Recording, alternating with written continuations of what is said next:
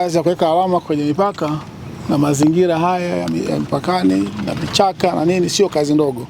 Kwa hiyo ukiona wenzako wameifanya na inaonekana, kwa kweli tunawapongezeni sana.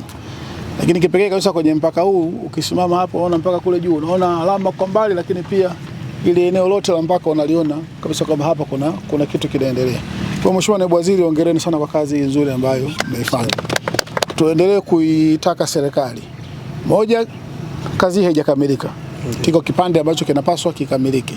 Kwa tunatarajia kwamba kwenye mipango ya serikali, mipango ya kifedha, mipango ya kibajeti, tutaona mwelekeo kwamba serikali inayo nia ya dhati ya kuendelea na kazi hii ili fedha zitengwe kwa bajeti zinazokuja, lakini pia kazi hii iweze kuendelea kufanyika. Lakini sala la msingi, wataalamu wangu, haya mambo mnayoongea haya muyaongee kwa wananchi katika lugha ile ya Daktari Samia Suluhu Hassan ya kutoa elimu na kuelewesha watu wafanye nini, waelewe. Mtoe elimu hiyo ya kutosha, munyooshe.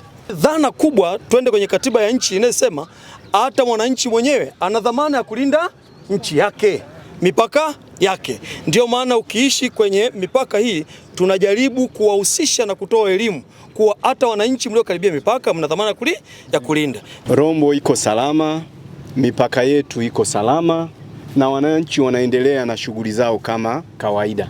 Ninachotaka kuhakikishia, sisi tumeshiriki vizuri kwenye hili zoezi la uwekaji wa mipaka kwa kuhusianisha na wenzetu na sisi huku, na tuna mahusiano mazuri ya jambo lolote ambalo linaloleta mkanganyiko, basi tunakaa pamoja. Kwenye mpaka wetu wa Tanzania na Kenya, Mheshimiwa Mwenyekiti, sasa hivi tumeshaimarisha kilomita 564 ambayo sawasawa na 75% ya mpaka mzima wa nchi kavu wenye jumla ya kilomita 758. Mpaka huu wa Tanzania na Kenya imekuwa ni eneo la mfano kwa ukanda wa Afrika kupitia taasisi yetu ya uimarishaji wa mipaka inayojulikana kama African Union Border Program. Matarajio yetu mwezi wa 10 tutafanya kazi ya uimarishaji wa mpaka tufike Jasini kwa maana ya kipande cha mpaka huu.